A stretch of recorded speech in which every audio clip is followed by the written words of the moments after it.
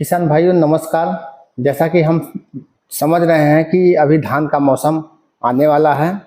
इस मौसम में हम अपनी धान की फसल से कम लागत में कैसे उत्पादन प्राप्त करें, इस पर हम आपको कुछ बातें बताएंगे। उससे पहले हम अपना परिचय दे दें। हमारा नाम डॉक्टर अभिषेक प्रताप सिंह, वरिष्ठ वैज्ञानिक एवं प्रधान कृषि विज्ञान केंद्र माधोपुर, पश्चिमी चंपारण, जो doctor Rajendra Prasad central agriculture university Pusa Bihar के अंदर कार्यरत है। धान में मुख्य रूप से हम नर्सरी की बात करते हैं, तो किस प्रकार से हमको पौधशाला तैयार करना चाहिए, इन बातों पे हमको विशेष ध्यान देना चाहिए।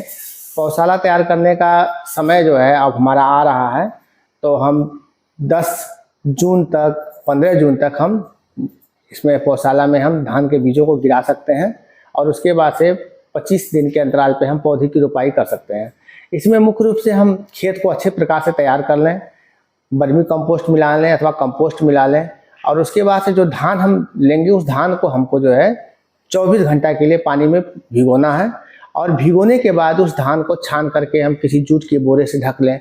जब हल्का हल्का जब अंकुरित होने लगे तब हम खेत का पूरी तरीके से तैयारी करने के उपरांत खेत में पलावा करने के बाद से उसमें हम जब पानी बैठ जाता है उसके बाद से हम उस पर से ऊपर से छींटने जाते हैं। और जब भी हम धान का नर्सरी डालेंगे तो छींटने का क्रम जो होगा पीछे की तरफ बढ़ना है, आगे की तरफ नहीं बढ़ना है, जिससे हमारा बीज 100% बीजों का अंकुरण होगा। इन बातों का ध्यान देना चाहिए। और नर्सरी डालने के समय जब खेत में पानी रहेगा, डालने के बाद उस पानी को हमको निकाल देना है, क्योंकि अगर पानी रहेगा तो हमारा बीज सड़ जाएगा।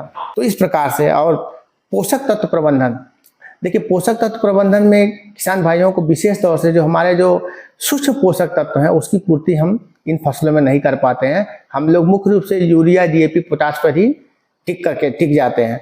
तो इसमें हम सूक्ष्म पोषक तत्व के रूप में हम खेत की तैयारी के समय में कम से कम 200 से लेकर के 250 कुंटल गोबर का सड़ा हुआ खाद डालते हैं। तो हमारे जो सूक्ष्म पोषक तत्व हैं जैसे calcium, magnesium, sulphur, boron, cobalt, nickel, iron, manganese, इन सारे पोषक तत्वों की पूर्ति होती है।